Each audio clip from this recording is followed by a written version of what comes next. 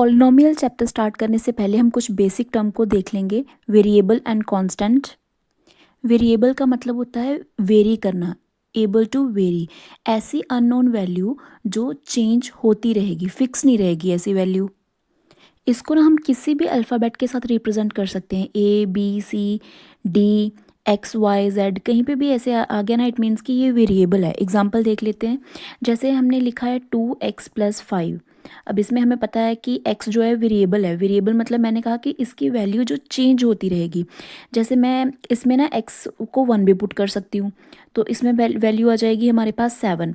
Same अगर equation है हमारे पास, तो इसमें हम x की वैल्यू 2 भी तो पुट कर सकते हैं। 2 2 ज़ा 4 + 5 इज इक्वल टू कितना आ गया, 9।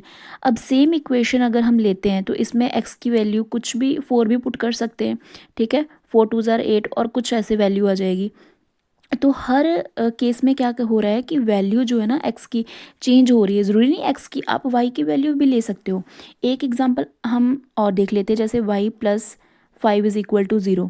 तो यहाँ से y की वैल्यू हमारे पास आ जाएगी -5। अगर हम लेते हैं y+8 इज इक्वल टू 0, तो हमारे पास y की वैल्यू कितनी आ गई, -8। देखो वैल्यू चेंज हो रही है, यहाँ पे y की वैल्यू -5, यहाँ पे y की वैल्यू -8, ठीक है। ऐसी कुछ भी वैल्यू हो सकती है। तो ऐसी वैल्यूज़, ऐसी ऐसी अननोन वैल्यू, अननोन मतलब कि हमें पता नहीं है ना एक्चुअल में कि 1 आएगा, 2 आएगा, 3 आएगा, कितना आएगा, हमें नहीं पता। तो ऐसी अननोन वैल्यूज़ को हम वेरिएबल बोलते हैं, जो चेंज होती रहती है, ठीक है, फिक्स नहीं होगी, ये हमें नहीं पता। अब जो कांस्टेंट है वो इसका बिल्कुल रिवर्स है, ओपोजिट है बिल्कुल, ठीक है। कि इसमें क्या होता है कि ऐसी क्वांटिटी को हम कांस्टेंट बोलते हैं जो जो चेंज होगी ही नहीं, फिक्स रहेगी। जैसे 2 है, 2 को 2 ही कहेंगे।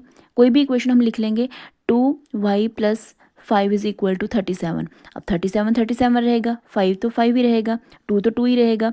चेंज क्या होगा, y, इसमें y हमारा वेरिएबल है, ठीक है। 5 का तो 5 ही रहेगा। ऐसी वैल्यू जो फिक्स रहती है, चेंज नहीं होती, तो उनको हम कांस्टेंट बोलते हैं।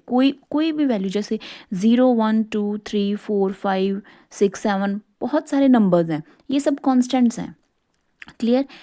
ये ना कभी चेंज नहीं होगे थ्रू आउट द इक्वेशन। अगर हम सॉल्व भी करते रहेंगे, ऐसे कुछ भी है हमारे पास, 3 + 3 इज इक्वल टू 4 ले लो आप, ठीक है। तो यहाँ पे अगर जितने भी स्टेप में हम सम सॉल्व करेंगे ना अपना, तो वो 3 का 3 ही रहेगा, 4 का 4 ही रहने वाला है, चेंज नहीं होगा कहीं पे भी। अब 4 को हम जो प्रीवियस क्लास है, कहीं पे भी है, छोटी क्लास में भी हम 4 को 4 ही पढ़ते हैं,